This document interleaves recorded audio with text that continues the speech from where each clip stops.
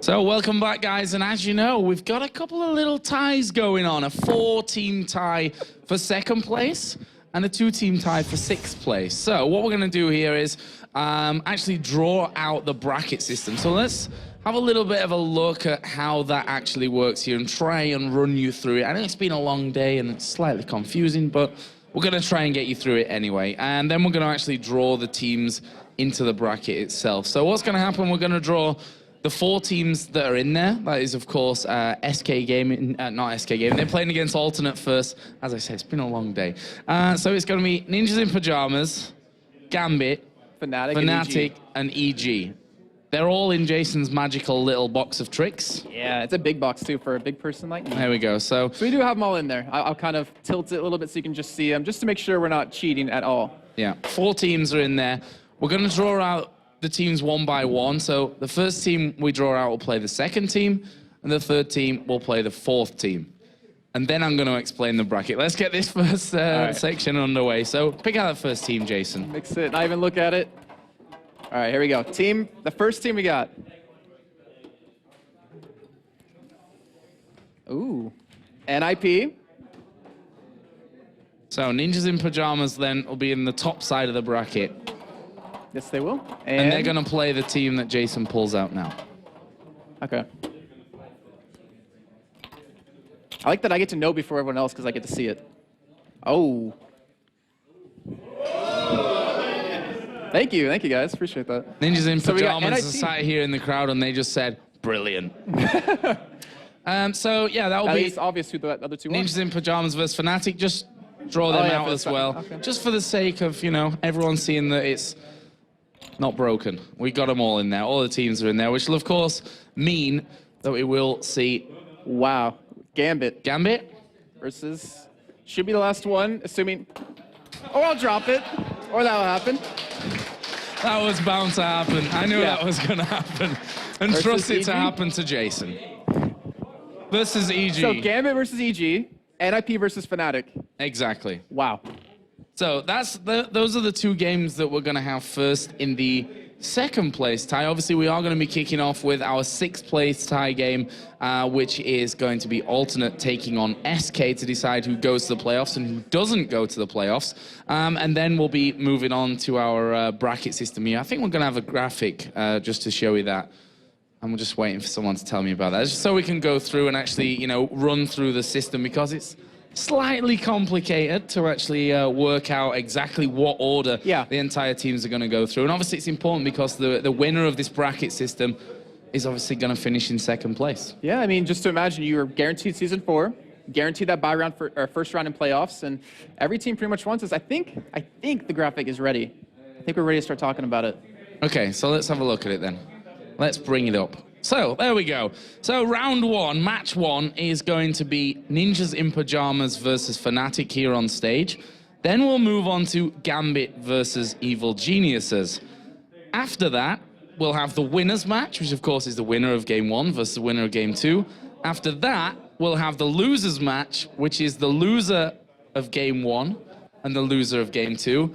And this is where I'm really going to break your brain. The deciders match, which is the loser of the winners match versus the winner of the losers match. As I said, it's very simple. Yeah, very simple. I completely understood exactly what you said, but that's a lot of games to play. I mean, some teams have played 2 games already today, some have played 1, but hopefully they're all energized, hopefully they're ready, because this is going to decide their fate. Well, it is going to be a long night, guys, so thank you for bearing with us. And I don't know why I'm saying thank you, because it's awesome League of Legends, and it's brilliant to watch anyway. Yeah. So I'm sure you guys will be sticking with us through the night. So what we're going to do now is start to get things underway. We're going to head over to Demon and Quickshot, who are going to bring you the first game of our tiebreakers, which will be Alternate versus SK Gaming in the fight for 6th and 7th. Thank you very much, Joe and Jason, for such a simple, elegant breakdown. It was easy. Of the tiebreaker system. It was so simple. I don't know understand why you guys have struggled to figure it out, and why the boffins at Riot Esports have had hair-pulling moments all day long while the matches have been playing out. They're like, oh my God, it's actually going to happen. There's going to be a 4-way tie. I don't believe it. It could have been a 5-way tie. So we're kind of lucky. we lucked out. let's get things underway. And let's actually get serious, guys. There's 6 hours more of LCS action going to happen in Europe. We're going to be here on a late one, so hope you guys are ready, stocked up, and waiting for the action. Let's get into this game, the first one of the day. The first one of the new day is going to be Alternate versus SK Gaming. Let's check out those lineups because you guys may not have seen them before. On the blue side, it is going to be Alternate. So in the top lane, it is Kerp, the jungler Aranea, Lord as the mid laner, Kraton in the AD carry, and J-Re as support. And SK Gaming will be taking the red side in this matchup with Kevin up top, Hercubot in the jungle, Ocelot in the mid lane, Candy Panda, and Nif as your AD carry and support. So, let's explain this one. It is the 6th place playoff, and my God, is there history involved in this match. Remember, Alternate, they've led for 6 weeks of the European LCS. Aranea, he went to the World Finals with SK Gaming in Season 2. So there's even story and historical conflicts. Yeah. I mean, they get on well. They get on fine. But honestly, they were not cheering each other on in the last few games. Let's put it that way. Even if you take a step back and look at the macro, Alternate and SK Gaming, both German-based organizations that have competed in the EPS, in the local events, in so many different titles across the board. Only one of them gets to represent the right to represent Germany as far as organizations are concerned at Gamescom, at the local big European regional event. So let's look at it from the Super Week angle. SK Gaming have had a much better Super Week, but both of these teams are confidence-based teams. SK just lost the last 2 games. Alternate just won their last one. Actually, tell a lie, they lost the last one. 3-2 as far as SK are concerned going into the week. Alternate, who are on your screen right now, 0-5. But the losses that Alternate have suffered have still been hard-fought losses. It's not like they have been destroyed and dominated and taken out. They have put up good fights, but they've just fell short. They just haven't had that magical ingredient required to actually pick themselves up a victory and close out the game. You know, we've said so many times, it's now or never, it's do or die. We were wrong, we lied. We actually lied, and it really is now or never. I'm gonna retract it, and I'm gonna apologize, because now it's now or never. Now it's do or die, because this match, best of 1, go to Gamescom, stand a chance to represent your team and your fans at Worlds, if you can do well there, or go to relegation at the end of the year. Wow. And let's not forget, like you say, it's the playoffs or nothing. But 7th place, you're still going to get to choose who you play in the championships, qualifiers, or relegation, spring promotion, whatever you'd like to call it. That's maybe rose tinting it, because let's face it, these guys don't care about that right now. They don't care about relegation. It is all promotion, and these guys are so tense. And the game that SK had just played was nearly an hour long. It was one of the most intense. I'm going to say it was the most impressive game we have seen all weekend between Ninjas and Pajamas and SK Gaming, with Diana being played by Bjergsen and Ocelot Zed. He was doing the same job the whole way throughout the game. He was jumping onto freeze. And once he had enough damage to actually make it work towards the end, he was able to help win team fights for his team. Right now, I think that Alternate are going to be afraid of Zed. And you can see headphones are on.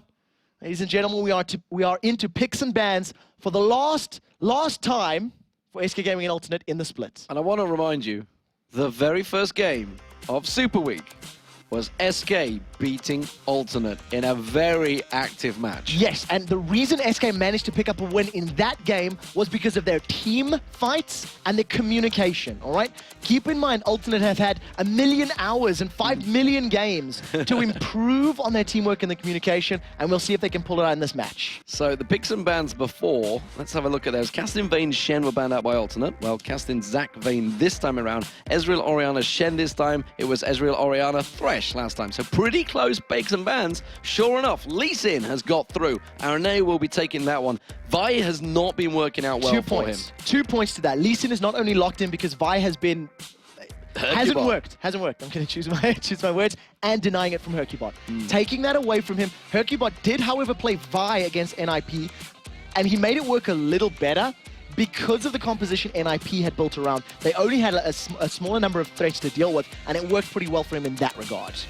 Kevin looking like he's going to be locking in Thresh for Nif. Discussions going on right now, Hercubot. Waiting to see which champion is going to go with. Only 8 seconds, the pressure on this game. The pressure on the line. Zed, maybe. Well, Zed's a possibility. Remember though, SK, when they got to the Season 2 playoffs, nobody counted them.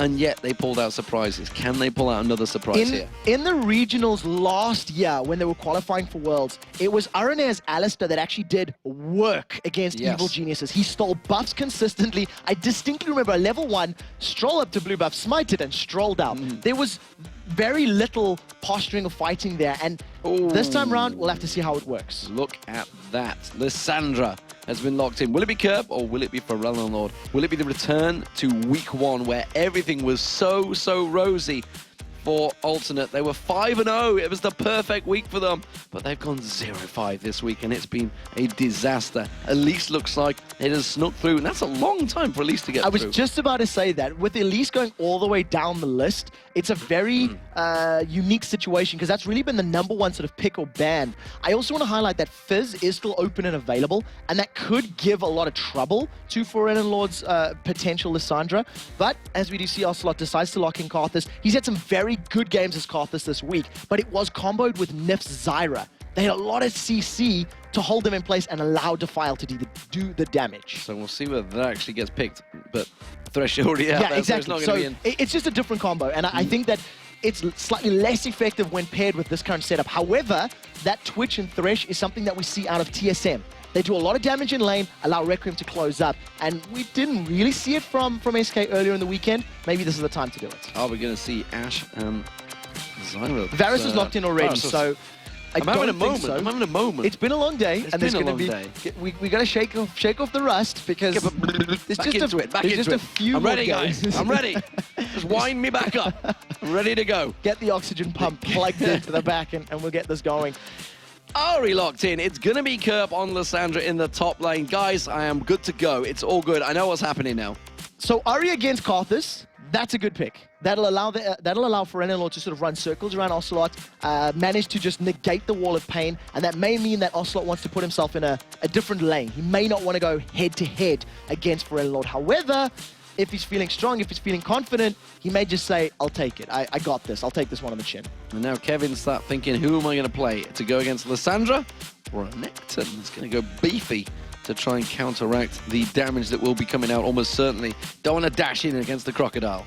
So this is a slightly weird pick. I wasn't quite expecting the Renekton here from Kevin. I can understand the thinking behind it. You've got a very bruiser, tanky, beefy front line of that Renekton and Vi to basically protect and try to zone for Karthus and for Twitch.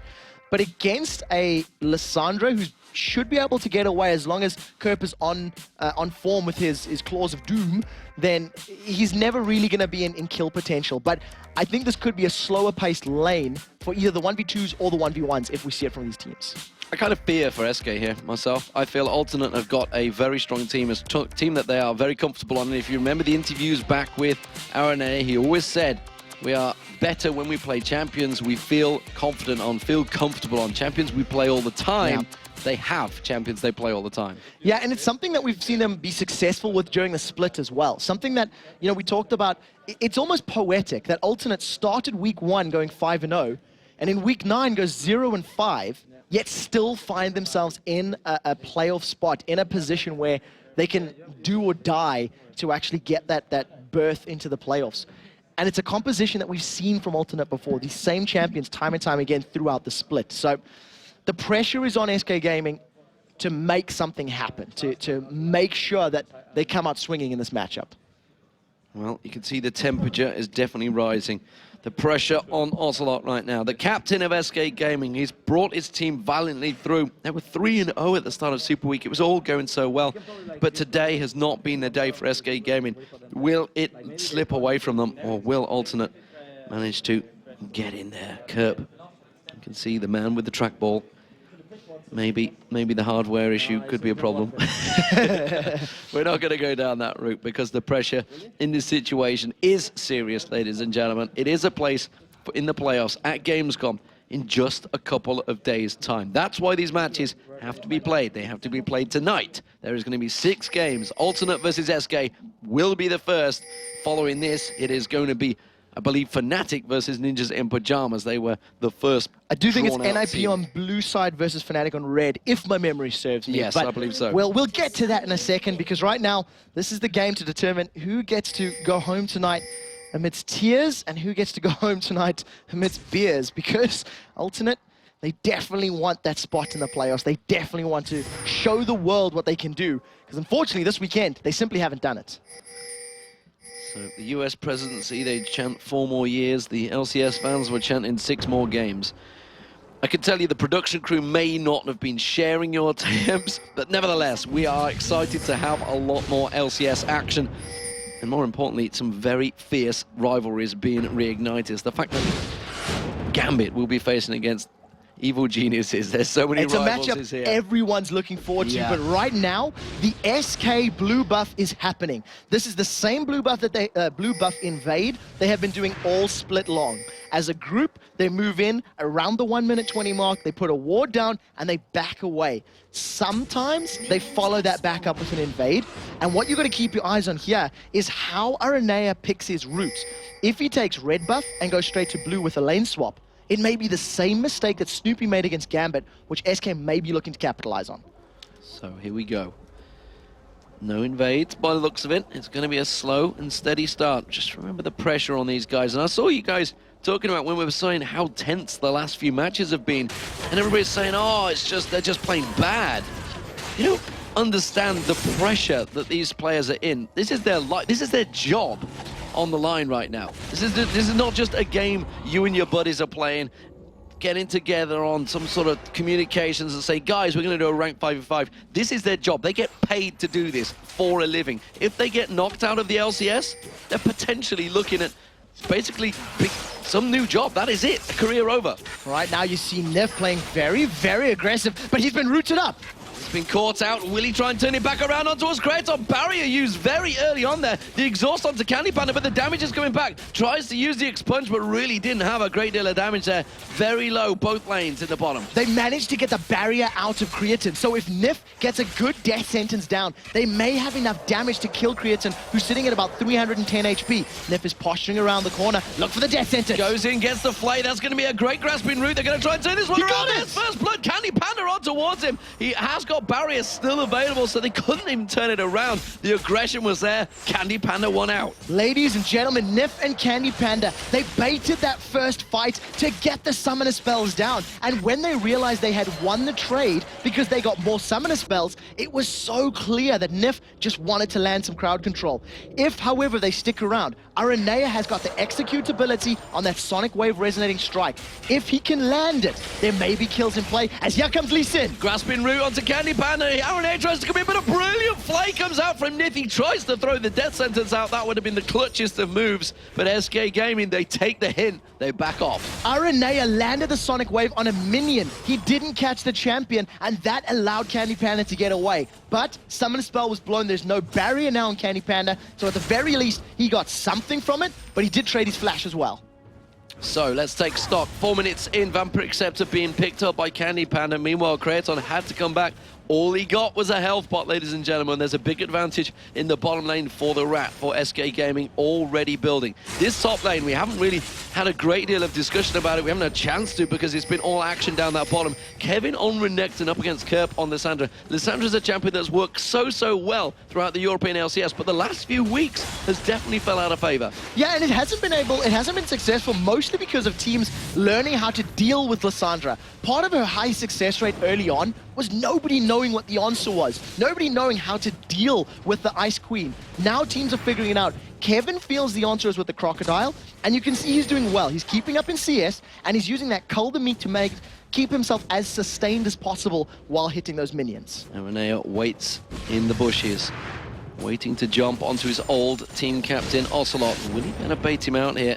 He's certainly giving up a lot of experience in this delay. If a charm does not land on Ocelot, there's not a massive amount of kill potential, as Forelinor is not level 6, nor is Aranea. So they have no way to lock him down. Luckily for Aranea, there's no jungle camps in the bottom half of the map. So yes, he's losing out of potential XP, but there's nothing that's actually farmed. So he's just waiting for the next camp to respawn, and he can clear it out. So we're refocusing back on this bottom lane. Nith, who Made everything work last time around. Trying to keep the pressure back onto Creighton. You can see SK clearly in control in this bottom lane now.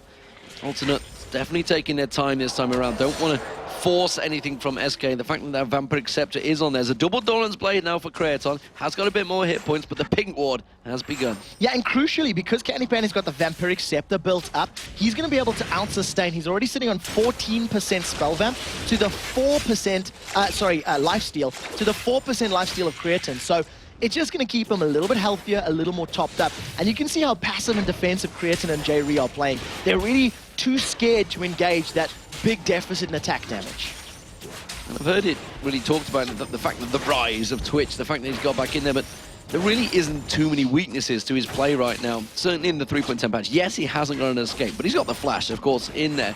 But as an aggressor, he is all up front in damage. Yeah, he's very, very strong early on, and you can actually see that Candypan in this particular game, he's gone with flat armor penetration on his rune. So it's 17 and then 8% on top of that. Whereas Creatin's gone for the more traditional attack damage. And basically that just allows Candy Panda to deal more damage at these early stages of the game before any armor's built up. We are once again seeing a triple Doran's Ring coming out for Curb. It's been his trend all weekend long. He just likes that early surge in power. So let's discuss this mid lane. We haven't really looked at it, but Ocelot is winning it out right now. He has that CS advantage, 10 CS already. This is the first back from Ferelnord. Ocelot's actually been back board and come back to lane, and he's still winning out the CS. So in terms of the actual matchups, up until level 6, Ocelot's caught! Just as I sing his praises, gets caught out. Kerb comes up from the top lane. Aranea joins the party, and on the tower, he gets destroyed. Yeah, Ocelot wasn't ready for that, nor were we, because it was the top laner and the jungler in the mid lane. They managed to come up, land the Frozen Tomb, and pick up the kill. And what I was trying to highlight is that up till level 6, Karthus actually can do very well against Ahri. He outranges Ahri. The Wall of Pain is significantly more impactful when Ahri doesn't have her ultimate. And his low-level farming with those little skittles, those lay wastes, are much more powerful than Ahri's Orbit Deception, as she does need levels and ability power to clear the waves. We should talk about the big advantage of Ferelnord gains from that, because he has Flash Ignite available, yet Ocelot used his Flash Exhaust in that last engage. So he's going to have to be very passive against Ferelnord now. Let's see how it works out, but down the bottom, Requiem is going to come out. Creighton with the barrier, and now Candy Panda's in all sorts of trouble because Aranea joins the party. Nif is going to try and get over to this one. He wants to get the kill, he gets it, tries to turn back around. The flay's not going to work out. The grasping roots was there. It's a double kill for Aranea, but nevertheless, they got Creighton down. Back in the mid lane, we see Assault and Battery on towards Ferelnord, slams him back down. Not going to get the kill though. Ocelot's already used the Requiem, so nothing to follow up with. Flash and Ignite used by Ferelnord in the mid lane, and he actually saved his second and third charges of Spirit Rush until after Hercubot's Assault and Battery slammed him into the ground. So realizing the threat and the potential, death area, we were talking about how the Karthus Twitch combo really works, and at the laning phase, what you allow Candy Panda on Twitch to do is deal a lot of damage, get the expunge down, and try to clean up with Requiem. But unfortunately, it backfired as Aranea was in the area. Thanks to the kill that Kerr picked up and those triple Dorans, Kevin's now falling behind in CS. It's definitely building up an advantage there. He's got the Spectral Cowl on him. He's trying to win out and Barrett beat out that lane. We'll see whether Kevin sticks to doing that. We questioned his play, honestly, from the Malphite in the previous matchup. We wondered why he went in against Ninjas in Pajamas. Pressure, that's simply all it is. Intense pressure. Kevin's been Mr. Consistency for SK Gaming, but in moments of intense pressure like that, when you see the situation, you get that bloodlust, sometimes you don't do things correctly. Yeah, once the red mist takes over, it's very, very difficult to contain it, especially when there's so much on the line. And, we thought that the NIPSK game was high intensity. This is 1,000,000 times higher, as whoever loses this could be out of the LCS, because they do have to re-qualify in the promotion series. But we're a little ahead of ourselves, as both these teams are very, very close. It's only about 600 gold separating Alternate and SK, and it's actually Alternate who've been able to bounce back from the early first blood and get themselves an advantage. So the top lane, we do see Vi making moves towards that top lane. Vi didn't work out too well for Aranea, and so far, again, I'm not convinced by Hercubots. So in this particular match, it's a little less awesome of a pick, whereas against NIP it worked well. Against Alternate, there are so many mobile champions that even after you hit the Assault and Battery down, champions can still escape. you can see that Aranea was camping in the bottom lane. He's still waiting. Now that double golems are up, he's going to go farm those, and he'll still come to the bottom lane to set up a gank as he's so close, and there's no other camps or objectives to fight for right now. 2 wards from Ocelot there in both the top and middle bush, bottom bush of the river.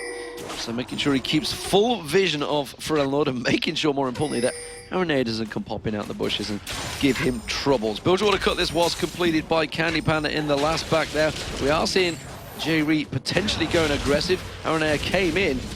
Not really going to follow it up, though. He's got his Flash Dragon's Rage. If Nif and Candy Panda had been a tiny bit further forward, he would have definitely followed up that Q, kicked somebody back, and then followed that with a Stranglethorn. So at this point in time, that's going to be Aranea's way to initiate and way to pick a fight. And I actually think that Creatine and Jerry are trying to bait SK forward. Yeah, they're trying to get Nif back to go aggressive. Aranea had gone up towards the dragon, had not left them, though.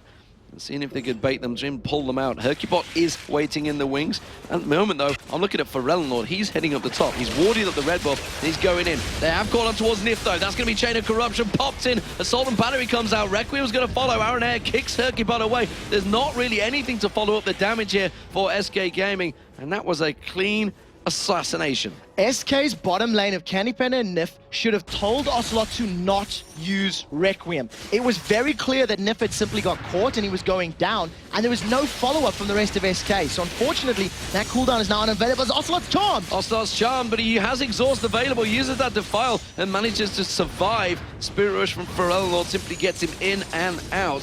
Hits and run, and not really going to get a kill from this one time around. Ocelot back to farming safely on his turret. CS-wise, still very tight between them. Yeah, it is still very, very close, but I feel like in this laning setup, alternate solo laners have the advantage. Because of the range that Lissandra has over Renekton, it should give Kerp the advantage as he starts completing more and more items. And similarly, Ferelnord's Ari is very strong against Ocelot's Karthus. So the sooner SK can get some towers and start pushing some 5v5 fights, I think the sooner they'll be able to claw back an advantage.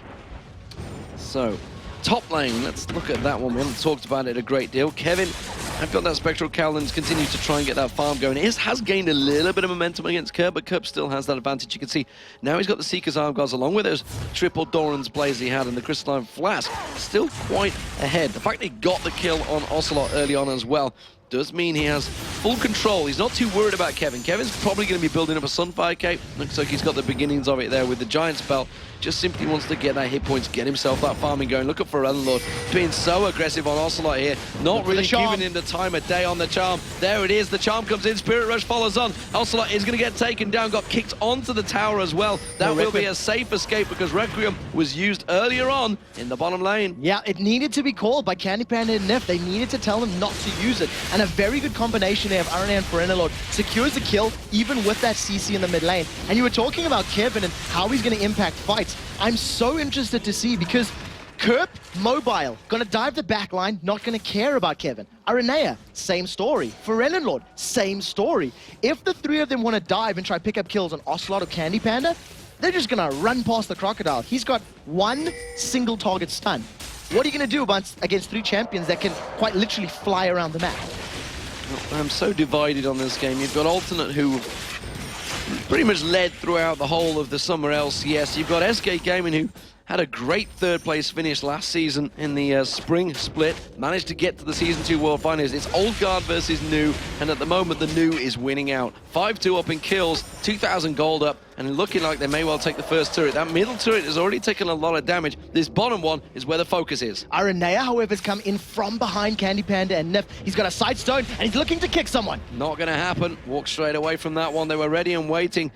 Didn't pass a ward. That was simply the spider senses. And Candy Panda was forced to flash away from J-Ree's grasping roots. I think he noticed or felt that something was very fishy from Creatine's and J-Ree's aggression, and he just flashed away. But once again, flash down, rinse and repeat. Aranea can probably set up a gank.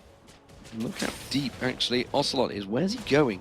I'm having a look towards him. He's not backing off. He's just farming out the raid. So staying well away from his tower, keeping those raids, trying to keep some sort of semblance of an advantage, which he has built up in terms of CS. but he's down on those 2 kills. One of them being picked up by Ferelnord, the other being picked up by Aranea, who is having a great game. Back on Lee Sin, 3-0-2. And there's 2 things I want to highlight about that. First of all, Aegis of the Legion has been completed for Aranea, so he's going to be working himself towards that Locket of the Iron Story soon enough, and that'll help against Requiem and against Dominus, which will come out from Renekton. In addition to that, and Zhonya's Hourglass is already completed for Kerp, so anytime Requiem's coming down in the next couple of minutes, that's just going to be sorted out. There's nothing to really worry about for him. Rockmanus goes out, doesn't catch anybody, but Hercubot is looking to set something up. Mid lane, Ferelnord and Aranea are just actually bullying Ocelot. They didn't go aggressive on him, they just walked towards him, walked towards his tower and said, yeah, you want to fight? No. Ocelot had to back away, couldn't take it, can't go aggressive against them. Well, there's 2 things you have to highlight about that. First of all, even with 2 deaths to his name, Ocelot is still even on CS with Ferelnord, who has yet to die. Ferelnord has been roaming a little bit. He kind of went bottom lane, he kind of went to the jungle, so he's been trying to set stuff up, and that's costing him some CS.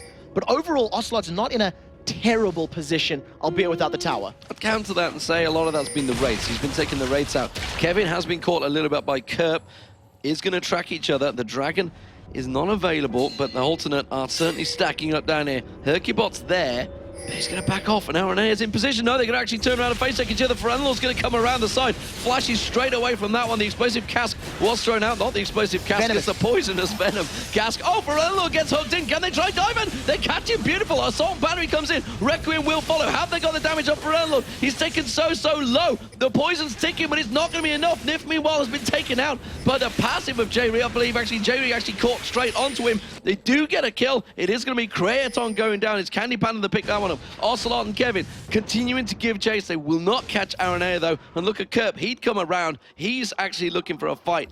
Gonna back away sensibly though. Trading an AD carry for a support is definitely worth it, especially if SK can continue focusing down the tower. Now, Ocelot has managed to catch Kerp out, but he's going to be careful. Ocelot could be bursted down as Kerp has got his full combo available. They're going to try and go for the tower. Look at this though. Kerp's not giving up on this one. He's going to go aggressive on towards Ocelot. Manages to lock him up. Ocelot tries to react, puts the exhaust down. Kerp doesn't catch him in the right time, and now he does. There's going to be the catch. Can Ocelot go down? He's going into the tower. 2 tower hits is going to come out. Ocelot survives. Is it going to be enough? Doesn't have anything to follow it up. Nif, I tell you what, hasn't got Ignite. Oh, I was going to say, I thought he could flush on towards Kerp. Nif did such a good job at getting in range there with that shield. I think Ocelot still would have survived without it, but nevertheless was there at the right time, ironically because he died in the bottom lane fight and was able to save Ocelot. But once again, the exhaust has been used, and Kevin forced to run just a little bit further away to get to safety. So they've tried to switch. No, they haven't tried to switch. They're just defending, simply put. They did take a turret. Let's get back to that. SK took the bottom turret out. That's their first objective. They needed to take that. Now they need to defend this bottom one. Candy Panda returns to it. Creaton is still pushing, and Aranea is in the location. Dragon will be spawning in around about 2 minutes time, I believe it is the time. I'm trying to think of when it actually It'll went be down. 19:30 exactly when it's back up. So there we go, 3 minutes time, 1 minute time in fact. And it will be started. So that will be the next focus target. Pink wards come out, of course, damage continues. Nif needs to get that gold. At this point in time, Nif is going to be very, very key for securing a pick or a kill for alternate. After the Assault and Barrier lands, Nif needs to follow it up with a death sentence, and then everyone else from SK has to pile on because it's single target stuns. You've got single target from Renekton, single target from Vi, and single target from Threshers. Candy's been caught, but he pulls us up safety. Takes the dark passage, gets away. Dragon up in 30 seconds. Aranea starts to clean out and defend the river. He does manage to put that pink ward down. Nif winds up the chain. He's going to see if he can get on towards Aranea. Not really the focus target. The rest of SK are collapsing down here. Ferelnord maybe walking into a bit of a trap here. He's going to try and go aggressive on Nif. Does he realize the rest of the team are around the corner? Tries to use himself as bait. Maybe a little bit too much. And instead, alternate quickly pop down the kill. Dominus pop from Kevin, but the rest of the team not reacting. Jenna Corruption misses. Alternate catching him out nicely. SK, they were setting up for a trap, but the rest of the team were not on the same page. Yeah, I don't really like those split engagements. Now, Requiem is available, but Dominus is not. Kevin just returned back to normal form, and Aranea's waiting to set something up. He's baiting this, implying, come and check the pit, and he's dived on Hercubot. He's dived in towards Hercubot. Look at Kevin going back in. He's going to get focused down, dropped straight away. Ocelot tries to get aggressive, but this is the end, surely, for SK Gaming. They have to evacuate this fight. It is not going to go their way. Zhonya's Hourglass already picked up by Kerp. That's going to be Creaton, the piercing arrow, finishing off Hercubot. Instead, they're going to go blue bot. then they're going to go Dragon. Alternate completely in control of that fight. I cannot agree with the engage from SK Gaming. They were so afraid of losing Dragon, they were down a man, and they went in there without their ultimates available. At the very least, Ocelot could have backed off, channeled Requiem, and then gone in if they were a little lower. But instead, they just went in sort of drips and drabs and got picked off by ultimates. It's almost like desperation, trying to create plays, trying to force something, trying to get an advantage, and instead it's just backfiring every step of the way. It's almost a 5,000 gold advantage between the two, and SK may well walk into another trap. Yeah, as it stands right now, Nif is just trying to ward out this tri-bush. There's no tower in this bottom lane to push out, so Candy Panda and Nif are just here to pick up some CS. I think that at this point in the game, they should be considering moving lanes, going middle or going top, and trying to take down some alternate towers to try and claw back this very big gold difference. So let's have a look what they brought out, because that Zhonya's Hourglass, I believe, actually caught SK out as well as me. I knew they were building it, didn't realize he had it already, along with those Sorcerer's Boots that he now picked up. Kirby's doing a fantastic job, 2-0-2. But look at Aaron Air, 4-0-4. It's how he started. This was the combo. They had Lissandra, they had this in. Creaton's just doing what he does as best as he can, and Jayree's helping him get that KDA stacking out. It's all working for Alternate right now. Yeah, at this point in time, Alternate have got very good control, and Kevin is going to jump onto RNA in a moment. He's got Hercubot behind him, and the key for Alternate to maintain control of this game is just to continue warding and maintain vision control. As long as they don't get caught out, and as long as they don't actually... oh, very good, another ward picked up. As long as Alternate don't overstep their safety net, they should continue to pick up picks like this, as now the Claw of Doom goes out. Assault and Battery catches onto that Claw of Doom there. They're going to try and close down Kerp, but he's quickly saved. Aaron Air goes in, just like, yep, guys, we got you covered. 4 members of SK trying to set a trap, but Alternate with 2 members spring it. Yeah, so Assault and Battery used, it's about a 2-minute cooldown, just shy of that, so Hercubot's going to be a little bit slower on the pace as far as ganks are concerned from here on out. And you do see that Candy Panda and Nif had made their way to the top lane. I think their focus was also towers. Let's try and push these outer towers down and make it a little more difficult for Alternate to stay extended.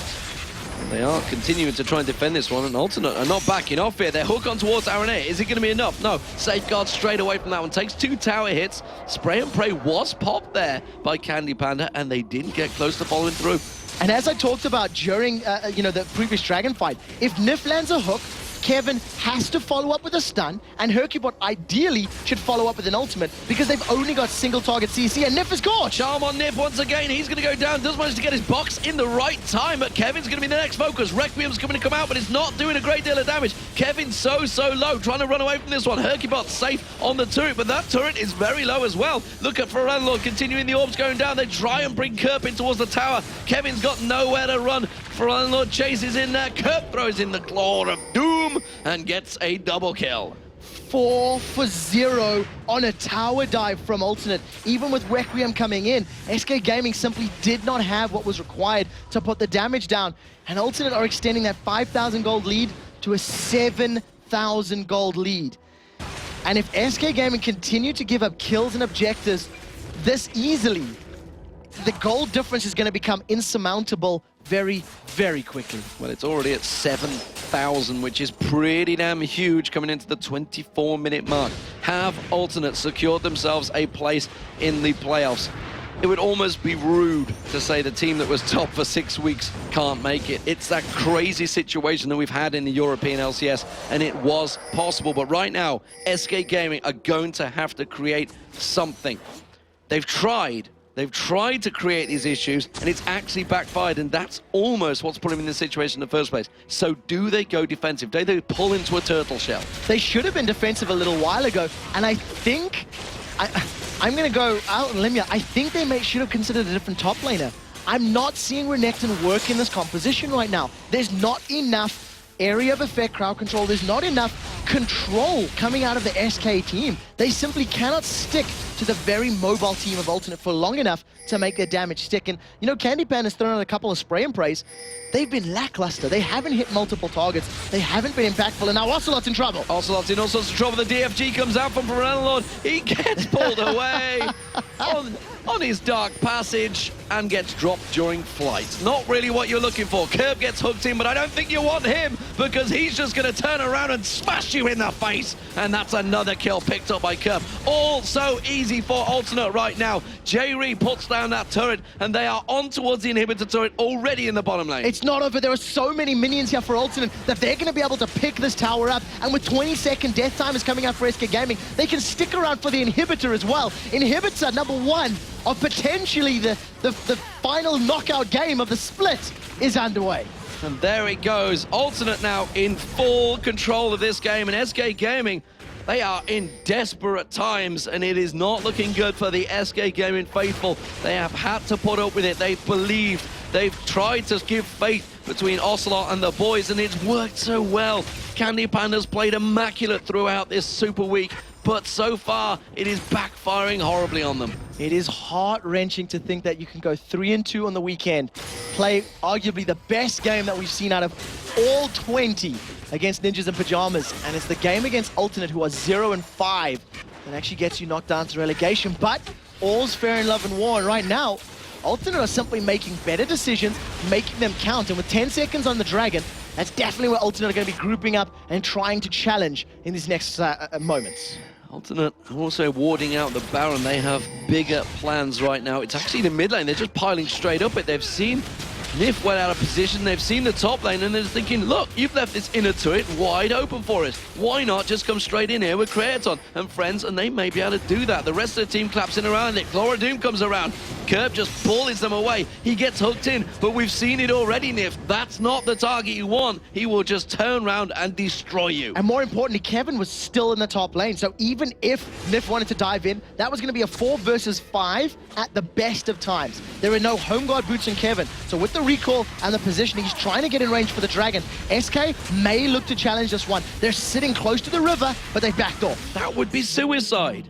Open suicide. Charging in against a team that's 12,000 gold ahead of you, that smashed you 16-3. There's a 7-0-4 Lissandra in there. A 2-0-7 Rabadon's Death Cap, Deathfire Grasp for Ellenlord. Aranea, he's unstoppable. 5-0-7. He's just been bouncing around SK Gaming like they're a little bit of kindergartens right now, and Alternate are the big adults beating them around. As it stands, Aranea is going to be incredibly pumped for this game. Playing against SK, we touched on the history, we touched on how impactful, you know, these two teams are both confidence-driven. And as it stands, Alternate with all the confidence in the world, 12,000 gold lead, they now group up as a 5-man unit in this top half of the jungle, and they're going to be focusing down the last inner turret for SK Gaming.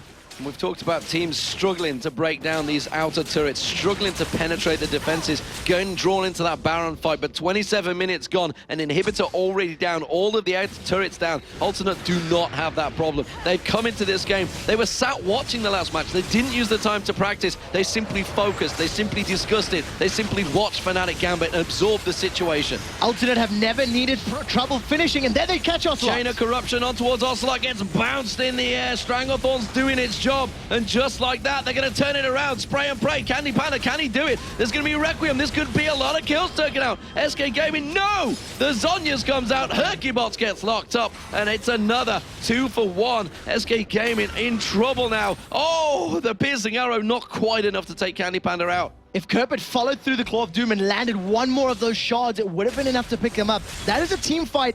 I don't want to use the word win, but a team fight survival and a flash out of Kevin. But why? I don't see any other flashes burned. I didn't see who he was trying to catch. Creatine managed to get away. He may have flashed as well, as the cooldown is fairly short, but, you know, flash burned. I think it was just as there was a teleport going back. I think it must have been J-Ree. Must have been J-Ree just about to back off. J-Ree, by the way, is 1-0-13. Now got himself a haunting guys as a Zyra. I'm happy to see that as well, because there is so much damage potential from support Zyras. We haven't seen much ability power being built throughout the course of this super week on Zyras, but it's such a good itemization, especially now that you no longer have to build that runic bulwark. That gold can be sunk into something more impactful. Well, Nif just getting a little bit of tit for tat from Aranea, just saying, hi, I'm here, I'm keeping you away from the Baron. Throws out the kick once again. Nif, you cannot win this fight. You're just trying to bait him in there. Herkybot tries to pull it. Ooh, he lands it once again. Doesn't get drawn into flying through the air, chasing him. Super Minions in that bottom wave is continuing to push. Candy Panda was out of position, trying to clear them out. That means for Unlord, they've got themselves a good bit of time here while they're in a 4v5 situation. As this stands, SK Gaming will have their inhibitor up in the not too distant future. However, they need to pull off another defense. This time round, they do not have Requiem available. Dominus is still on cooldown, so there is a power window here for Alternate. We'll see when or how they want to pick the fights. They've bought themselves a lot of time and a lot of damage on that turret already. Alternate are going to try and drive this one through. They wipe out the wave, no problem at all. SK Gaming struggling out there, trying to keep them away. Every time those plants get thrown out, they buy themselves some time. The turret is going to go down. There is the second inhibitor turret of the game. We're only 30 minutes in. Ocelot was defending against Super Minions and he still doesn't have Requiem. Another 20-odd seconds before it's available, and Alternate have set their sights on the top lane inhibitor as the bottom one has respawned. They've managed to secure that, and the mid lane tower's gone down thanks to Minions. Minions take down the middle turret. They were desperately trying to defend it, but that is 3 exposed inhibitors now. The middle one is already going into a taken down by Alternate. Top one down already. They're going to just rotate round to the bottom. SK have to fight. They have to go in. It's a good wall of pain. It's a good chain of corruption. Spray and pray working from the backside, but they just simply don't have the damage anymore. Kerp, he's going hammer time on towards them. Ocelot tries to come in. Requiem still up. There it is. Is it going to be enough to do the damage? No, it's not. Gets one. Not a single kill. I don't believe it. And that surely is all she wrote for SK Gaming. They're going to be going into the relegation brackets. Alternate are going to be through to Gamescom. They're through to the playoffs. They are going to be delighted with the result. It's been a disastrous Super Week for them. They went 0-5, but when it counts, they took down SK Gaming. The Nexuses will drop. No, is it going to be turning out? No, it's not. Candy Panda just gets roasted like the rat he is. At this point in time, Alternate did absolutely everything right. They managed to turn it on for the game that counted. They managed to show up in the very, very last match of the summer split before the tiebreakers for second to fifth. And as it stands, you can see RNA is delighted. 6-0-11 on Lee Sin.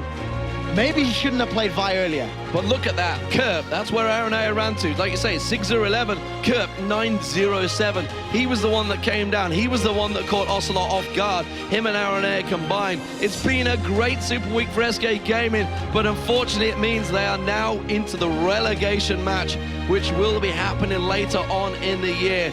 Realization has finally struck home. It's been a fantastic tournament for them, but wow. What a turn of events. Alternate 0-5 in Super Week. Turn on the performance when it counts. 23-4 was the overall kill score. They just dominated, and you see what it means. RNA are back in the playoffs. As it stands, he's back on the same stage he was at last year round. However, wearing different colors, flying a different flag. And you know what? If he gets to play Lee Sin, he may be able to prevent going 0-5 for his team.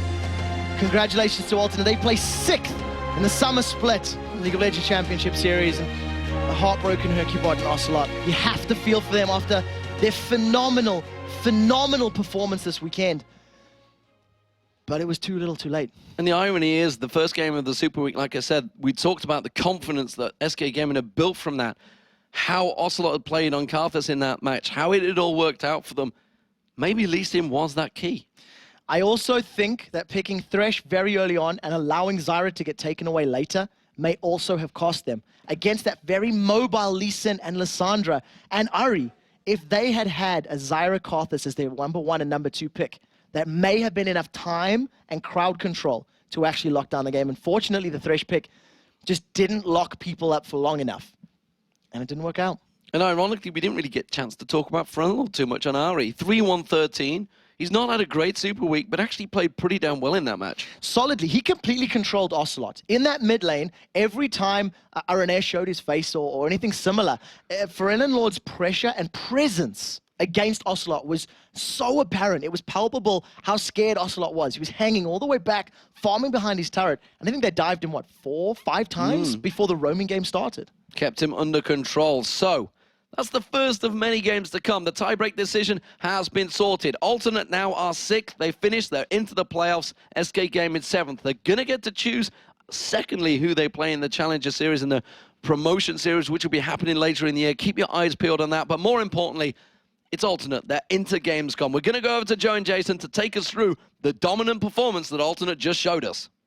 Thanks a lot, guys. And it really was a dominant performance as well. I mean, I don't know where this Alternate had been all weekend, but they turned up when it really mattered. Yeah, they really did. And you have to give a lot of credit to RNA and Kerp in that game. I mean, RNA finished off 6-0-11. Kerp finished off 9-0-7. And what they did was, Asa was on his Karthus again. Had a fantastic weekend, or super week on Karthus. They just shut him down.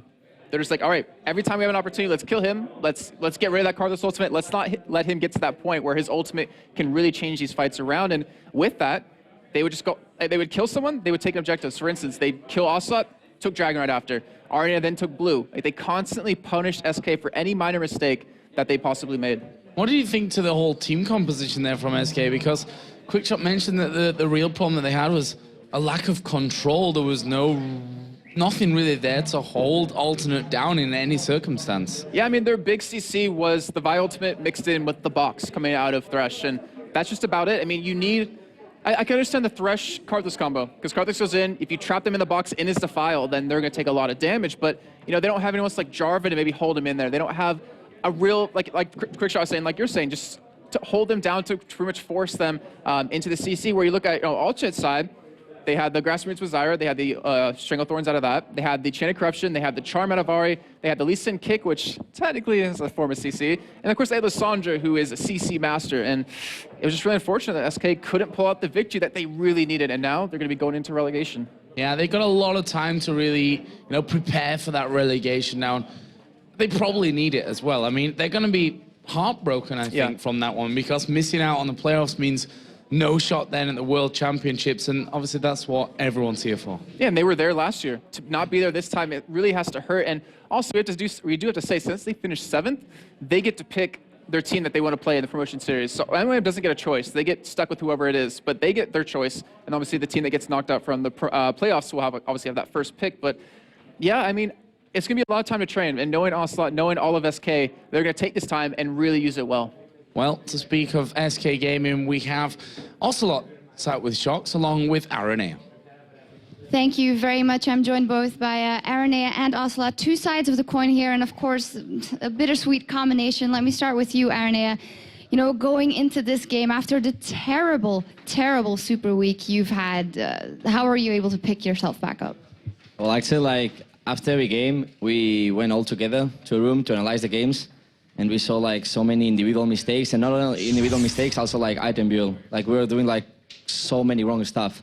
And we were trying like to improve like what should we do and stuff. But I think after like the first lose against SK, we started like getting down. And the mood was like so down. I was trying to pump everyone up, but it was like really hard for us. Because we knew that we weren't like playing that good lately, and everyone was playing really good. And we were scared at all. And at some point, like when we were like 0-3, I was like, yeah, we have to play against NiP and EG, even though they are like favorable matchups against us that we won in, before in the LCS. I was really scared, and I thought like we could lose 2 games. And then I think like at the moment that we were like cheering in the game between NiP and SK, like our only chance was like NiP winning against SK on a game that like was almost 1-1 SK, right? And at that moment when NiP took the victory, we just like went crazy, went super happy and said like, okay, this is our time. And we were like completely like motivated to this match. Okay, and then Carlos, as Alvar touched on it, you won against Alternate, you won against 3 teams, and tell us what happened from there. Well, I think we were very prepared for this week, very, very prepared. I think we are a very good team right now, honestly. I think we play very good. But after the Gambit loss, which happened because of a gamble, which happened like 1 game every 1,000 games, our mood went totally down. I know it shouldn't be like that, but our mood was really, really down.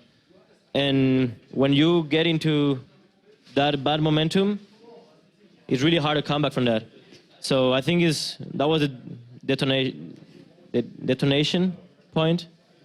Yeah, so I think we lost it there. We lost it against Gambit. And I'm actually pretty sad because of it. Yeah, let me ask you both about momentum, because both coming off a loss, but I have the feeling that for SK Gaming, because it was so incredibly close in that game before against NIP, that it must have been even harder for you guys. Well, the game against NIP was pretty much won, meaning that we are most likely in playoffs. And it didn't happen. There's nothing I can say. I mean, if I look at the past, it doesn't help. Right now I'm very sad. I'm gonna be honest, okay? I'm very, very sad, but I'm not gonna show it. I'm just thinking about present and future. Today, try to chill, because I deserve to chill, to be honest. Even though we are not qualified, my whole team deserves to chill and to feel good because we played very good. I'm very, very happy with my teammates. All of them played very good. Nothing else to say. Okay, maybe a couple of things about the game, Aranea, going into that, picks and bans. Was it just like we're gonna pick what we feel comfortable and we're just gonna roll with it? Actually, like we spec like some bands, and then in the moment that like Lee was open, I was like first pick. I want that. It's like I don't know 1.5 months that I didn't play Lee in the LCS, and the moment like I can get it, it's like just get me please, because I really like it, and it worked out pretty well for us. Even though like the bottom lane failed a bit early game, I managed to like try to camp that lane and snowball in that lane, and after that like it was like mid and bot snowballing and top roaming a lot, and I think top probably Curb did the best game of our team. Yeah, he had an incredible game, didn't he? It was very hard to deal with. Yeah, like especially mid was really even at some point. Actually, he was a bit behind, and I was very happy. And suddenly I see Arane going aggressive on me, and I was like, this is not normal because I was in base. And suddenly Curb appears. Kevin couldn't call the miss. I don't know, maybe he thought he based or something. And I just didn't expect the gank. And you know, if Ari snowballs, especially against Akados, it's really, really hard to come back against. So really, they played better than us. So for you guys both, paths going into the future, very different for you. First off, Gamescom, just a couple of days. This was a great victory, but you have a lot of work to do. We have a lot of work. Like right now, these teams are going to play like 6 more matches, and we're gonna decide who is gonna play against us because we play against the third in the LCS, and it's gonna be quite exciting. I think like everyone is gonna play amazing games tonight, and I'm looking forward to see who are gonna be our enemies, to start analyzing the games, to start analyzing like bans and picks, and start like focusing on Gamescom, even though it's like really close time to it. Right, and Carlos? Well, right now, talking in the name of SK, I can say that we will, of course, these days chill a little bit, but of course we want to qualify again for the next season. And about SK is gonna be always alright because it's SK Gaming. We will always have very good players in here. We will always deliver for the fans because we got actually one of the biggest fan bases all over the world, with or without me. And that's it. The future for both SK, me, my teammates even, it's gonna be very good. And of course I'm sad right now, but I'm very happy looking at the future and looking at the new doors opening for our team. Everything is gonna be all right. I have to say that it's pretty sad that the LCS doesn't allow 7 teams because I really think that SK deserves to be on Gamescom. All right. Well, thank you very much, the two of you, for taking the time to talk to me. Thank you very much, guys. As for us, we're going to take a short break, but of course, we will come back with more games, and we will start with the 2nd to 5th place tiebreaker with Ninjas in Pajamas versus Fnatic, so don't go anywhere.